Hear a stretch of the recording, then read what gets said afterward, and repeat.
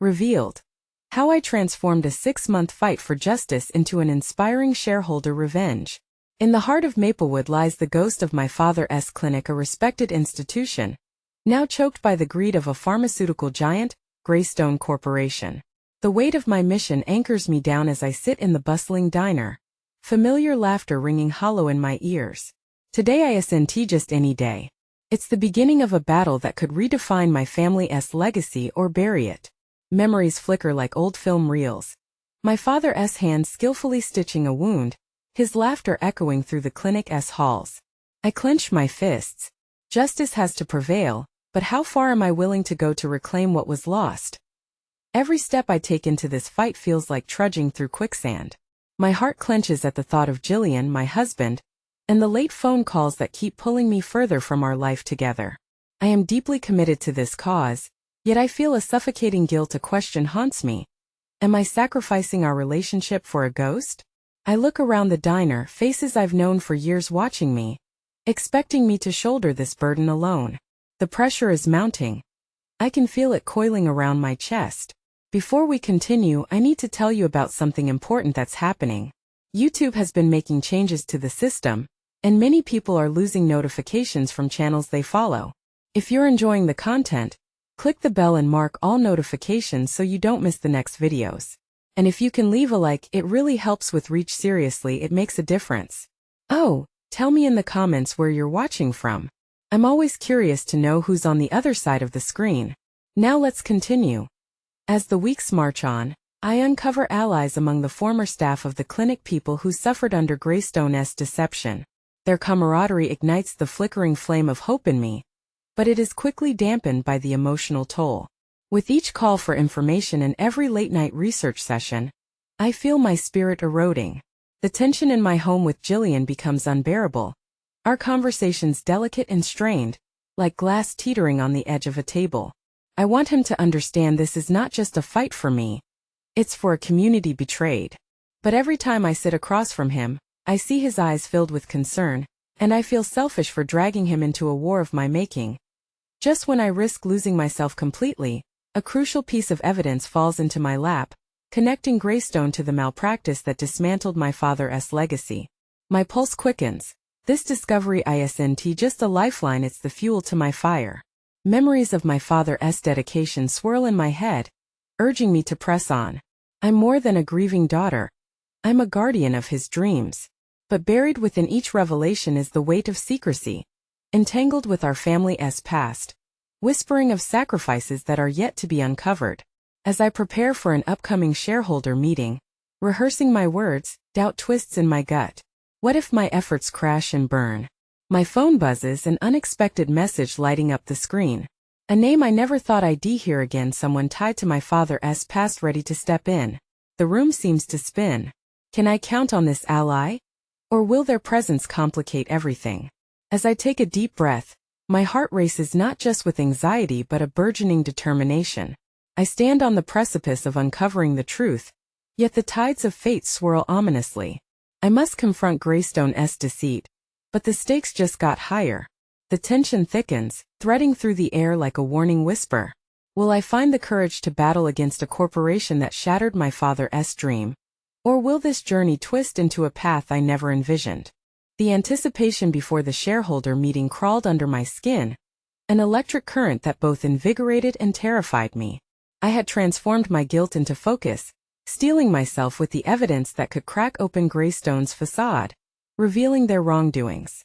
Yet, even with the revelation in my hands, uncertainty gnawed at me. Would this singular ally truly provide the support I craved? Or would their intervention unravel my strategic thread? As I arrived at the conference room where the meeting would unfold, the cold, sterile walls bore witness to countless underhanded deals and corporate decimation. I took a moment to observe the faces around the table. Some were indifferent, others concealing their motives behind smiles that didn't reach their eyes. I felt like a lone sailor on a storm-tossed sea, the weight of my father's legacy pressing against my chest, pushing me toward action. Would I sail to safety or would I be swept under? The air was electric as I cleared my throat, my heart drumming a relentless beat of fear and determination. I would let them see my resolve. I would not crumble under the enormous pressure.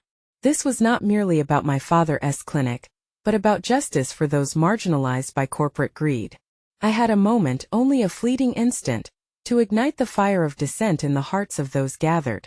Then the unthinkable happened. Just as I was about to present my evidence, the familiar face I hadn't wanted to see burst into the room, the newly reclusive former partner of my father, Leon. His presence shifted the atmosphere, an unexpected weight that pressed against my throat. What had he come to say? Would he support me, or would he strike a match that tore apart everything I built? Thank you for indulging me. He addressed the board, not looking at me. I believe the past we've buried needs resurrecting. He locked eyes with me then, igniting a tumult of emotions that I hadn't braced for. I hadn't just garnered an ally. I'd unearthed an adversary of my own resistance. What was his game? How much did he know? With each word he spoke, Leon turned their ears toward the myriad of injustices, the malpractice, the abandoned patients, the secrets that Greystone buried deep in financial statements. I watched them shift, unease blooming across the boardroom, and I felt a rush. This was what I needed. A catalyst, a voice for the forgotten truths. Yet, beneath the thrill of action lurked confusion and doubt. Did my emotions influence my decisions? After he finished, I seized the moment. My voice barreled through a sea of uncertainty, asserting both my outrage and newfound command. The evidence was a flowing stream of clarity amidst Leon's haze truths, and for the first time, the board listened, hesitant yet intrigued by this unexpected resurgence of spirit. I locked eyes with them, leaning into the power surging through my veins. But the question lanced through my mind: was I forging alliances? Or had I stepped into the kind of dangerous game I wasn't ready to play? With each response I drew from them, anxiety surged, threatening to shift my confidence back into doubt. Let us open the floor for questions, I declared, trying to match their apprehension with my own resolve. My heart raced, a cacophony of pulse and intention. Would they challenge my findings? What leverage did Greystone hold that I hadn't yet unearthed? And as they leaned in, dissecting every point I raised, a chilling realization sank deep. The more I revealed, the more I risked losing. As the questions began to fly, my composure faltered slightly, but my determination tightened its grasp. There was power in vulnerability, a strength in my unfiltered passion for justice. Yet, amid the tension crackling in the air, a thought slammed into me. What if I had underestimated Leon's motivations entirely? The room buzzed with questions, but as my thoughts spiraled deeper into uncertainty, I gathered my breath, preparing to navigate this intricate web of deception, history, and survival. What was destined to break first? My resolve or the chokehold Greystone had on my father's dream? Uncertainty loomed larger than before. As I stood at the edge of an intensely personal confrontation, was I prepared to face the repercussions of the truth, and more critically, to confront those closest to the past I was now unraveling? The questions came at me like arrows, piercing the carefully constructed shields I had put around my resolve. Each inquiry highlighted the gaps in my argument, the missing pieces I had assumed could be filled by mere will. As one board member challenged the credibility of my sources, I felt the weight of my ambition begin to falter. Had I truly prepared enough? Leon's shadow loomed large, soaking up the room's energy. He remained silent, a ghostly presence, waiting to see if I would collapse under the scrutiny or stand firm. I recalled the long nights spent poring over documents, the painstaking efforts that had led to this moment, and a fire ignited within me. They had to see the truth, not as a question but as an undeniable fact. Every statistic presented here is backed by patient testimonies and financial records. Greystone has concealed more than just numbers. It has hidden lives, I replied, my voice a mix of fervor and desperation. The room stilled, and for a heartbeat, I could feel the tide begin to shift, like the first visible crack in a dam. But then came another volley. Another voice questioning why I had waited until now to unveil this. A barb of doubt, sharp and stinging. What took you so long? They asked, leaning back with skepticism etched across their face. The implication hung in the air. Had I been complicit in the silence all along? Despite the tide urging me to shrink back, I pressed forward, reclaiming the narrative that was mine. I fought for this for longer than you know. I have buried the guilt of my father's legacy deep, but I can no longer watch it rot. My hands trembled slightly, betraying my inner turmoil, but the fire was urging me on.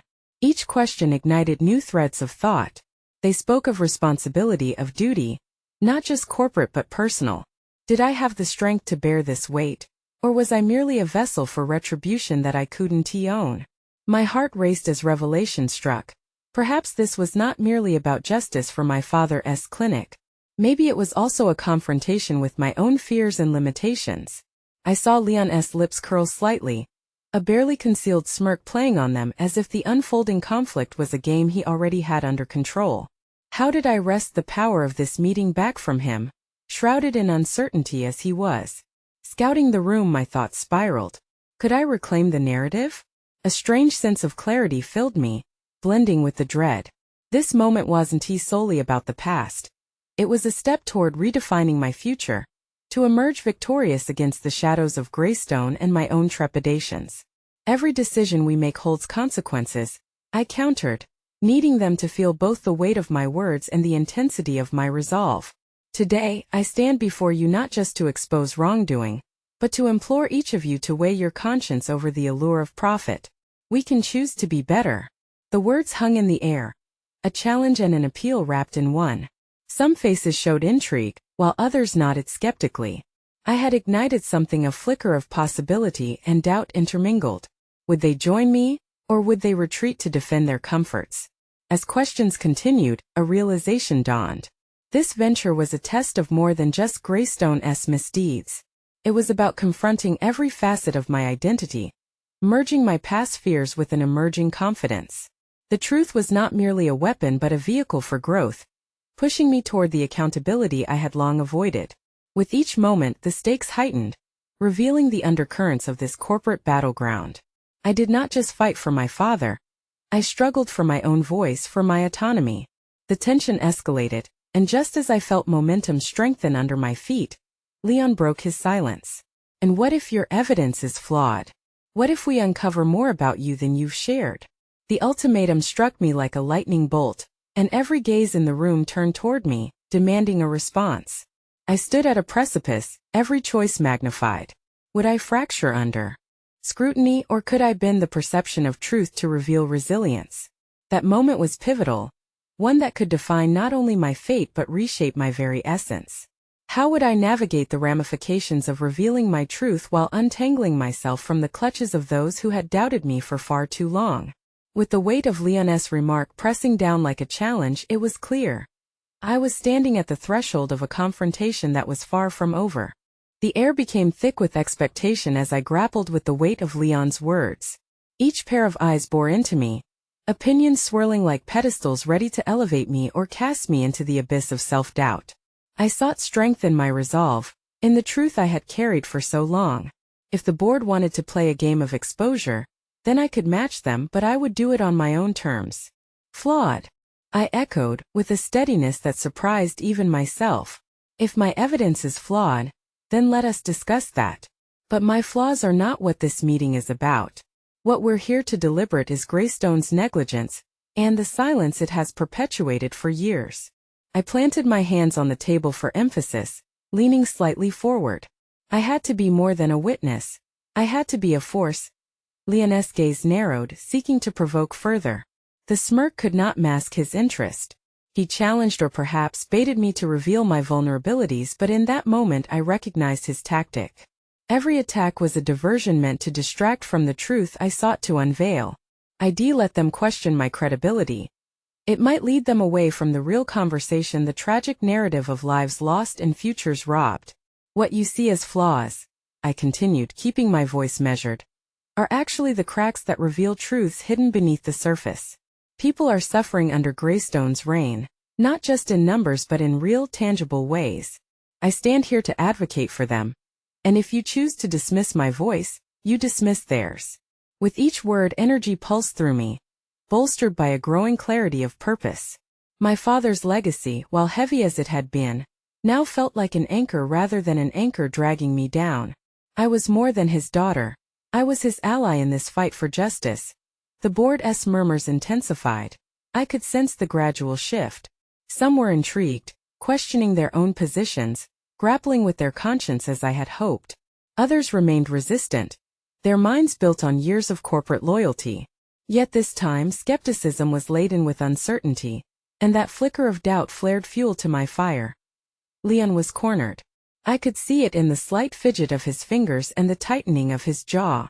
I seized the moment, taunting the gaze of the board as I pivoted back to my evidence on the table, showcasing each statistic and testament. This was the game I had wanted to play from the start.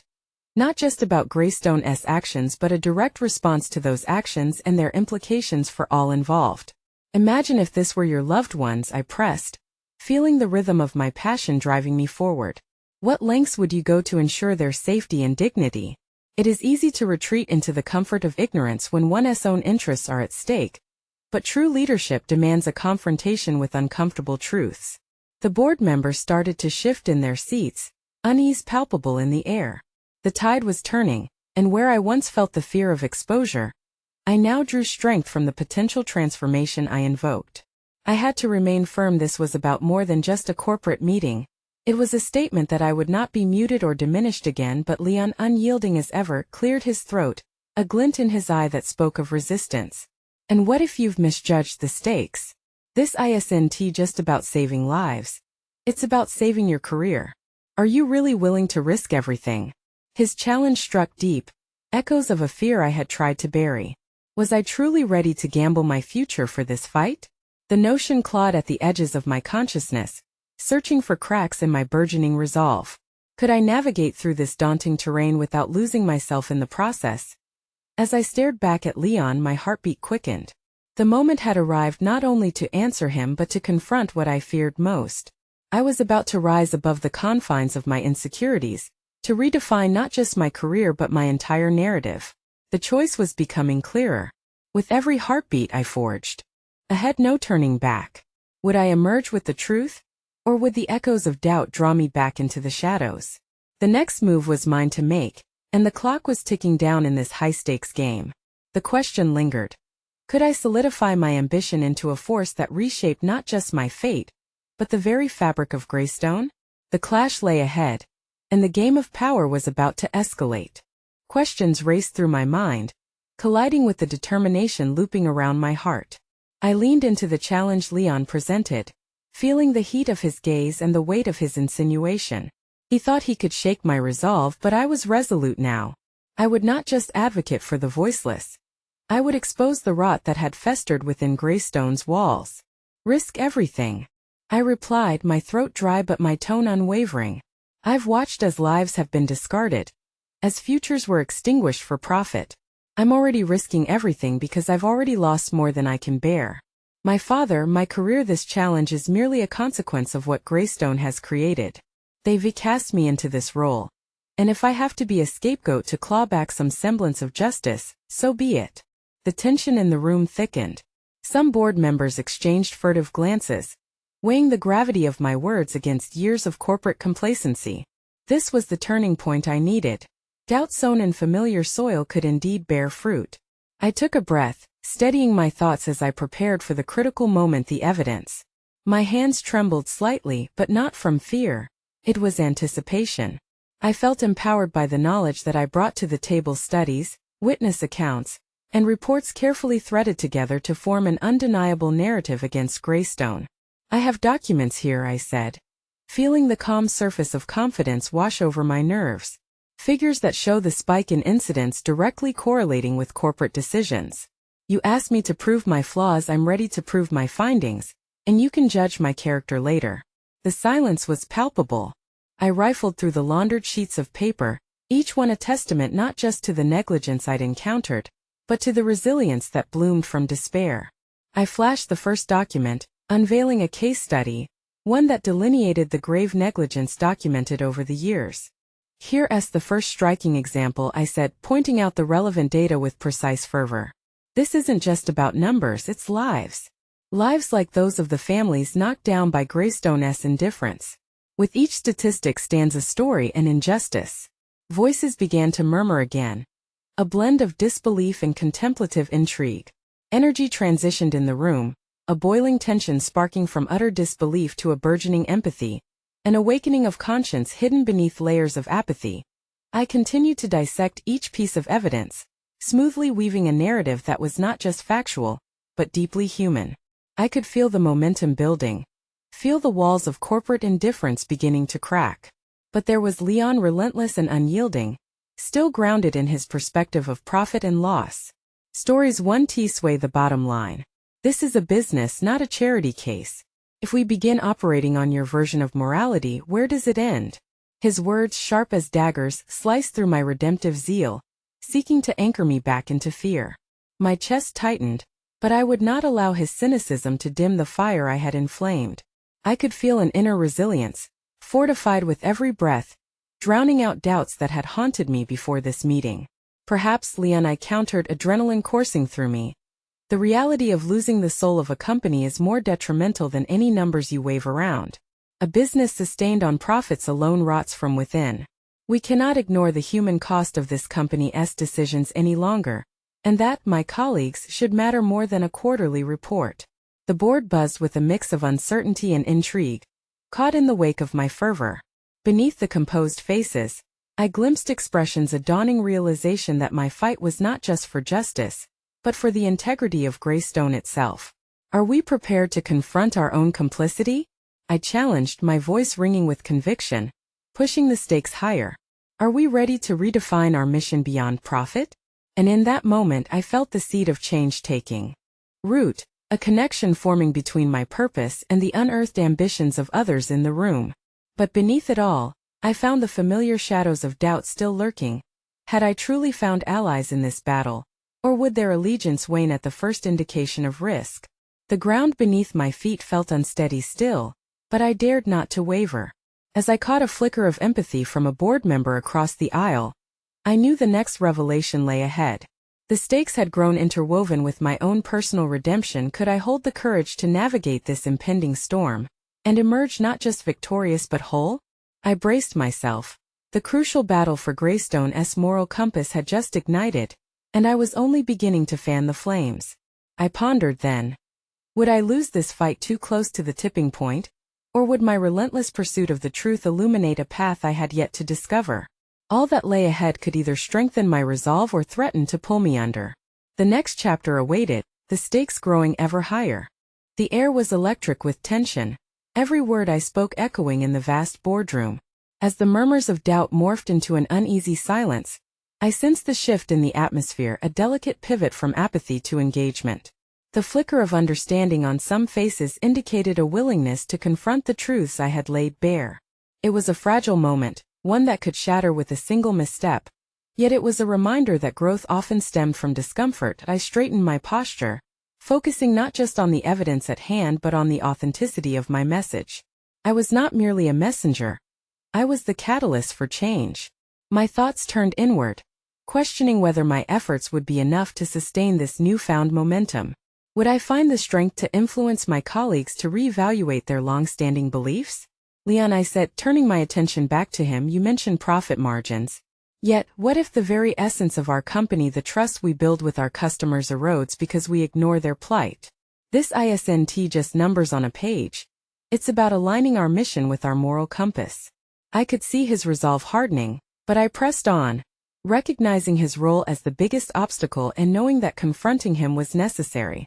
The risk of confrontation ignited a fire deep within me. I recalled nights spent poring over case files, voicemails from employees buried under corporate verbiage ignored, and families shattered by decisions made in opaque boardrooms. Each recollection solidified my purpose, reminding me why I was here, why I could not back down. The flicker of doubt I felt earlier now transformed into a beacon of determination, illuminating how far I had come. Your skepticism, I continued, reflects a fear of loss. But isn't facing that fear the first step towards overcoming it? Not just for us as individuals but for Greystone as an institution? There was a ripple of attention directed towards me, and in that moment of vulnerability, I recognized my potential to lead not just through authority vested in a title, but through moral conviction galvanized by the stirring inhalation of possibility. I shifted my gaze, scanning the room. I focused on the faces of those who seemed intrigued, listening, perhaps even contemplating my challenge. Surely, if just one other person willingly joined me, it could spark a collective awakening. I am not here to tear down walls but to help us build something stronger, I pressed on.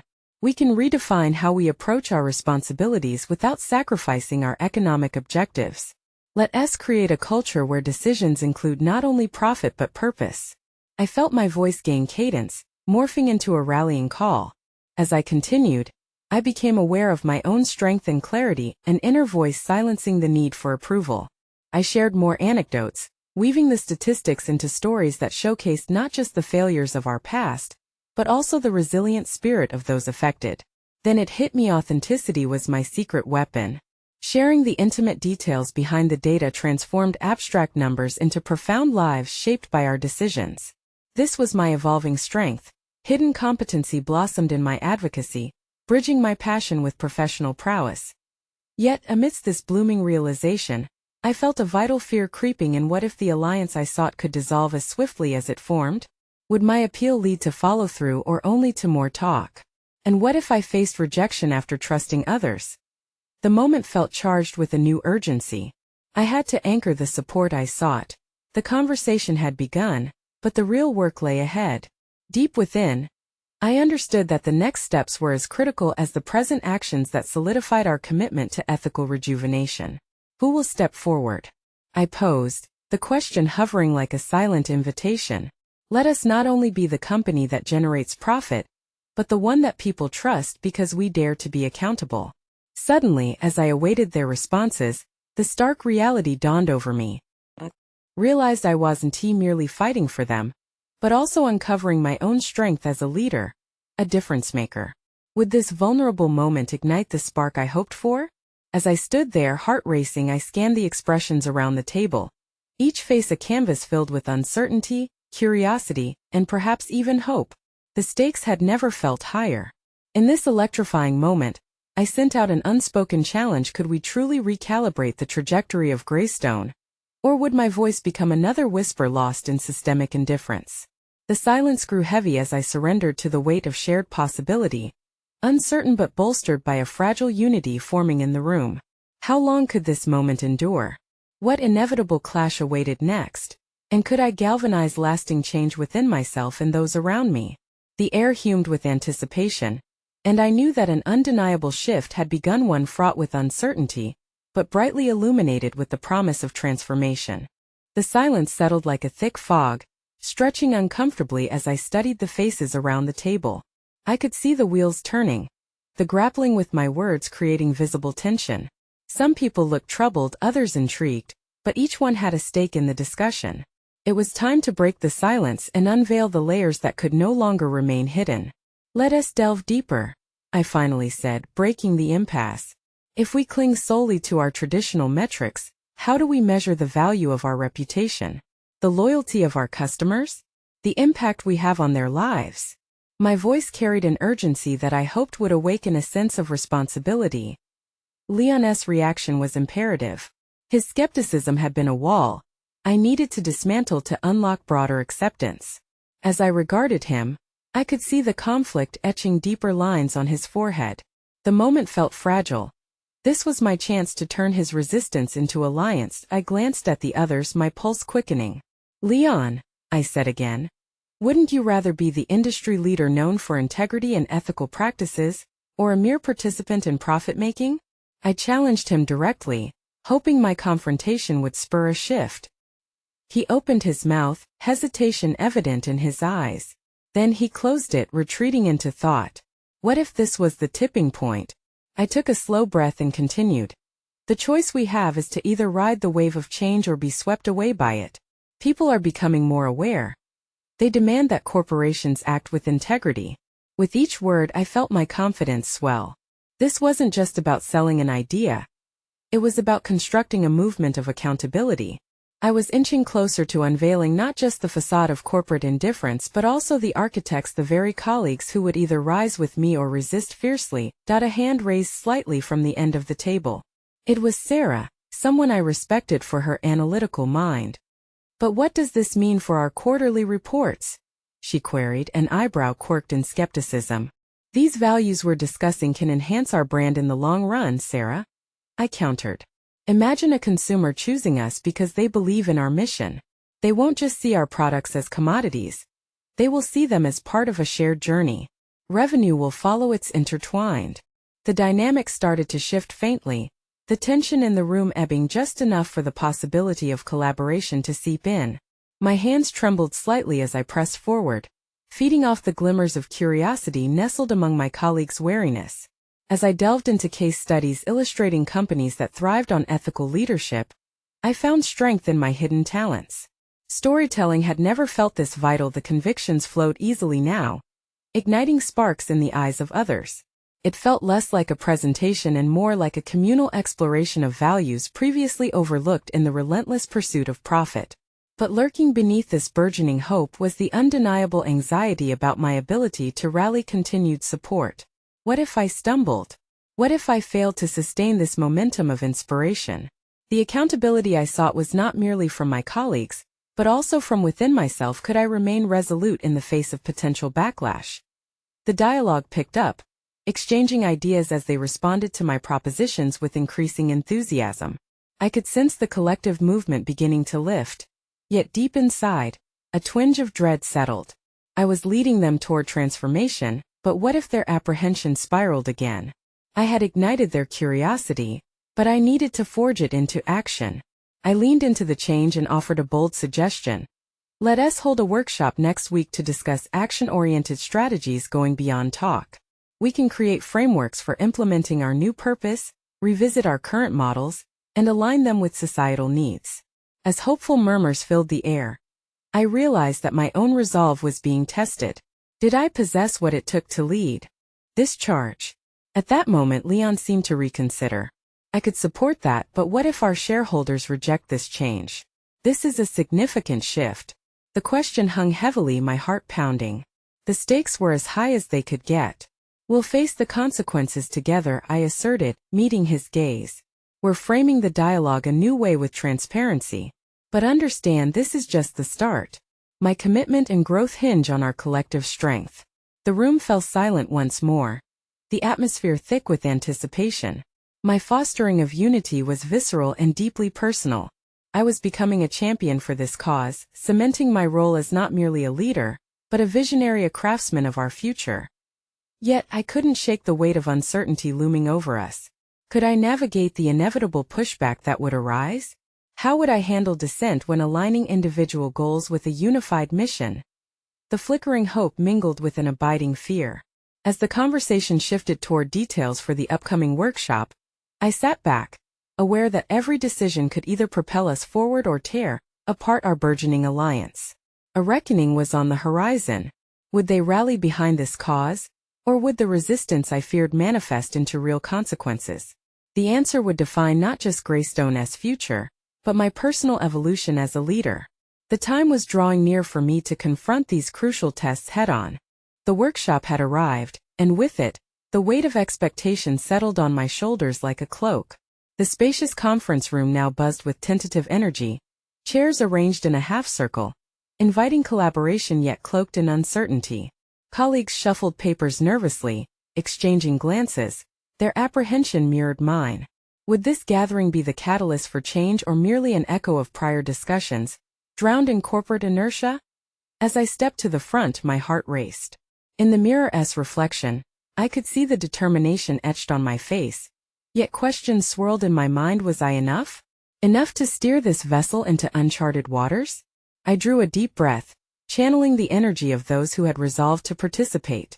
Welcome, everyone, I began, my voice steady despite the butterflies flitting inside. Today we're not just speaking about change. We're crafting our path forward. A path that does not waver in the presence of discomfort. I could see a flicker of interest light in Leon's eyes, dispelling some of my doubt. The initial questions I planned to pose shifted to a confrontation with my self-doubt. Why was I hesitating? As I launched into the first activity, which required everyone to recall a time they felt a company had let them down, I felt invigorating sparks of vulnerability ignite the room. People shared stories of broken promises and lost trust. My mind raced. Each testimony amplified my resolve. I needed to turn this collective disappointment into proactive energy, a force driving our mission to foster transparency and integrity. As we transitioned to brainstorming solutions, I encouraged open dialogue. It was exhilarating to see ideas flow unfiltered. Strategies emerged building transparency in our supply chain, establishing an ethics committee, and creating community outreach initiatives to demonstrate our values. Yet a familiar dread crept back in. Would these ideas be stifled by higher management? Each brainwave was a stepping stone toward transformation, but I felt the icy grip of uncertainty as I considered our stakeholders' potential backlash. I pressed my palms into the table. Focus, I thought. Suddenly, Sarah's voice rose above the chatter. What if we tie our ethical initiatives to our quarterly reports? Share our progress both internally and externally? A resonant connection formed, igniting a spark of collective agreement. That's it, I replied, my enthusiasm brimming. If we frame our shifts not just as changes but as integral components of our value proposition, our approach to shareholders can showcase that ethical leadership directly correlates with enhanced brand loyalty and market success. As we detailed this approach, I watched Leon more closely, observing the tension fading from his brow. He leaned in, nodding approvingly. That single action acted like a lifeline. Could it be that resistance was slowly morphing into engagement? But beneath my buoyancy loomed the nagging uncertainty of impending challenges. Would the shareholders understand the necessity of this paradigm shift? Letters of resistance and pushback flashed through my mind, each representing the anxiety that loomed beyond this workshop as success. I interrupted the dialogue once more, surprising even myself. Let us address the elephant in the room. What are our fears about shareholder pushback if we proceed down this road? The atmosphere shifted as hands hesitantly rose, revealing our vulnerabilities. Rejecting our ideas could be painful, a colleague admitted. But if we're honest about our intentions and approach sharing as storytellers, perhaps we can sway them, another opined. It was a delicate balance. Transparency for us could translate into mitigating risk for them. This realization sparked new energy in the room. Hope reignited in me. Still, it was a double-edged sword. What if I failed to deliver?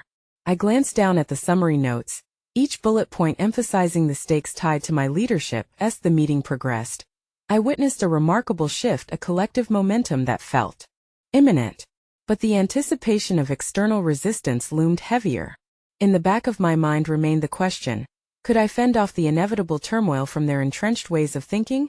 With renewed determination, I resolved that I had to take the lead, define my path, and persuade allies to join the charge, but in doing so, I had to affirm my own belief in the very vision we sought to enact. As we wrapped up the workshop, I felt the weight of possibility settle upon me. Tomorrow would bring the monumental challenge of presenting our findings to the board. Could persuasion carry the day, or would my vision crumble against established norms? The anticipation tightened within me, intertwining with a pulse of newfound empowerment. The moment was approaching to confront the testament I had forged and prove the worth of our collective dream. They would either rise with me or witness my falter. The resolve of my convictions was about to be tested in the boardroom, and the stakes had never been higher. The boardroom loomed like a thundercloud, a place where ideas either took flight or were struck down without mercy. As I entered, the air crackled with tension. I could feel the sharp gaze of the executives piercing through the veneer of confidence I wore. Their expressions were inscrutable, and I took my seat at the head of the table, my pulse quickening as I recalled the raw energy from yesterday's workshop. My heart raced as the clock ticked down to the pivotal moment. This presentation wasn't just a routine report. It was my chance to quantify hope into tangible change. The flip chart I had brought stood tall beside me, a visual anchor to the compelling stories and innovative solutions my colleagues had birthed together. As I began, my voice emerged steady, but inside uncertainty swirled. I meticulously outlined the data we'd gathered, our collective dreams stitched into a proposal that projected clarity amid chaos. Each bullet point spoke not just of numbers but of authentic human experiences, our stories wrapped in sincerity. Transparency is not merely a strategy, I asserted, feeling the ground beneath me shift ever so slightly. It's a foundational principle that can redefine our market presence and deepen stakeholder trust. Leon had believed in our vision, and I felt his encouragement as I scanned the table. I proceeded, tailoring my arguments to showcase how a commitment to ethical leadership could spark a new, thriving relationship with shareholders. My words wrapped around their potential objections, daring their skepticism to surface. The alignment of our values with our business model could elevate us beyond traditional measures of success, I continued, seeking to plant seeds of certainty in the soil of doubt. Yet even as I spoke, my inner voice rose in defiance. The perspective of my colleagues, which had once felt like a collective lifeline, now echoed uncertainty in my mind. What if they rejected these ideas? Was I indeed as capable as they believed? I felt the scars of past failures conspiring against me, tempting me to falter. But I couldn't yield to those insecurities that I in the charged silence. I pressed on, weaving in our fears from the workshop into a narrative of resilience. We all felt the sting of being abandoned by our values, I voiced, willing them to relate personally. But by owning our journey, we position ourselves as authentic leaders, ready to confront challenges rather than evade them. As I laid out our strategy for integration, a flicker of something shifting in the room resonated. The board members exchanged glances, and I could feel the momentum building. There was a pulse of collective curiosity. Our emotional narratives were being heard. Then, as if summoned, Marcus, the staunchest opponent of our initiatives, spoke up, his brows furrowed in thought. "This sounds promising," he remarked, a glimmer of cautious acceptance negotiating his tone. "How do we mitigate the risk of this not aligning with our current fiscal expectations?" Ah, the quintessential antagonist. I had awaited his question, perhaps even desired it. By integrating our ethical metrics into our financial performance, I responded, meeting his gaze unwaveringly. We demonstrate that a focus on integrity is a precursor to robust financial health. When customers trust us, they invest in our brand. When stakeholders feel represented, they support us.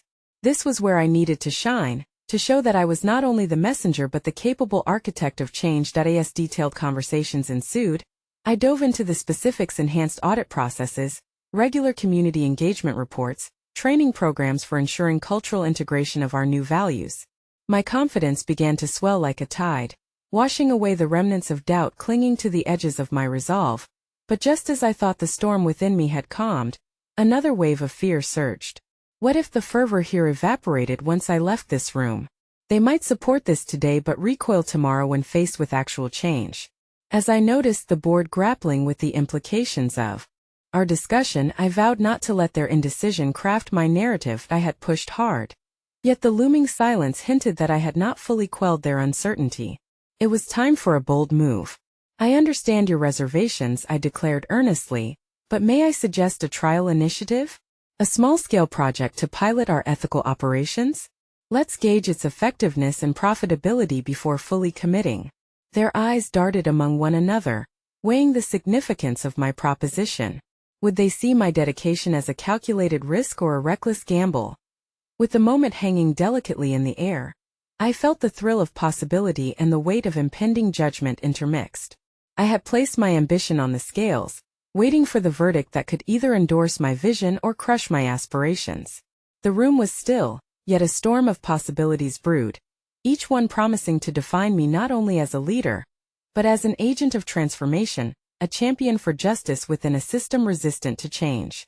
All eyes on me, I braced myself for the response that would either validate what we had fought for or spell out the end of an audacious endeavor. The silence broke. The moment of truth was upon us. The room stirred with muted whispers, as the board members shifted in their seats, considering my proposal for a trial initiative.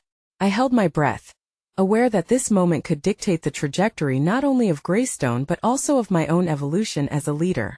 Would I be discovered as a visionary who could guide the company toward a more ethical future? Or would I falter and face further rejection? "Let us put it to a vote," Marcus stated finally, his tone even yet laced with skepticism. "If we're willing to explore this, we need to see if there's consensus on the value of this trial." I exhaled, subtly preparing myself for whatever outcome awaited. The weight of their decision rested heavily on my shoulders. It was a true test of my ability to navigate uncharted territory. As the votes were cast, I glanced around the room, taking in the expressions of my colleagues, which ranged from apprehension to curiosity. My heart raced as they deliberated. This was not merely about the trial. It was a reflection of my growth, an affirmation that I had stepped beyond the shadow of doubt. "Motion carries," the chairperson declared, breaking the suffocating silence, and I felt a surge of exhilaration course through my veins. The sense of victory began to take root. With the trial initiative approved, I allowed myself a fraction of satisfaction. It was a profound realization I had transcended from merely being my father's daughter, burdened by unresolved guilt and emotional turmoil, into a catalyst of meaningful change. I had proven to myself and to others that I could confront obstacles and emerge resilient, even in the face of uncertainty. In subsequent weeks, the office atmosphere began to shift. Staff members, once hesitant, now approached me, invigorated by a sense of purpose. "This could actually change the way we do business," one colleague remarked during lunch. I found myself engaging in dialogues fueled by optimism, exchanging ideas on how to integrate ethics seamlessly into our corporate DNA. Yet, the journey was still laden with potential pitfalls. The trial necessitated transparency and accountability from everyone, not just me. I set up feedback loops, emphasizing open communication. "We are in this together," I iterated repeatedly, fielding all concerns with respect. I felt my initial insecurities slowly dissipating, replaced by solid confidence rooted in my newfound practice of leadership. As the months advanced, tangible outcomes began to surface. Our first ethical initiative led to a community outreach program that gained significant traction, receiving commendations from local organizations. The restorative ties with our former patients and their families felt electric. Their stories transformed our data into proof that when prioritizing human dignity, profits inevitably followed. Recognizing the transformation within me, I accepted invitations to speak at various forums highlighting our journey and advocating for ethical practices in corporate America. The applause intensified each time. People resonated with the shifts I fought fervently for. It was exhilarating, a validation that my vulnerabilities and triumphs could ignite sparks of change in others' lives. In one such forum, I was awarded the Future of Corporate Responsibility accolade. When I stepped forward to accept the honor, the weight of the past compels me to reflect on the woman I had become. Standing before an audience eager for inspiration, I felt a rush of pride. My journey had shaped me into a leader, capable of effecting change despite the odds. Just then, my gaze fell on the faces of my colleagues. They smiled, their shared progress validating that I was no longer alone in this fight. It was not just the triumph of reclaiming my father's legacy. It was about embracing a narrative that shared the strengths of authenticity and vulnerability. As I stepped down from the podium, it finally dawned on me. I had achieved not just personal growth but a professional identity that resonated with integrity and purpose. The fight may have begun in the shadows, but I had emerged victorious not just for my father or the clinic but for myself. I had proven that through determination, openness, and collective effort, transformational growth was possible in the face of adversity. As we usher in this new chapter together, it is time to foster lasting change, and I won't stop now. The legacy I build now is as much about justice as it is about the ethical framework that upholds all aspirations going forward. And so, I urge you, if this journey speaks to you, don't wait. This is your moment to step into action. Subscribe immediately to the channel to not miss the next exclusive emotional stories. Leave a like now to feed the algorithm. Your support matters. Comment your reactions and theories about the journey we embarked on today. Share instantly this video with at least 5 friends who need to see this triumphant conclusion. True fans of personal overcoming stories understand the importance of supporting those who dare to effect change. The moment is now. We can redefine the paths we tread.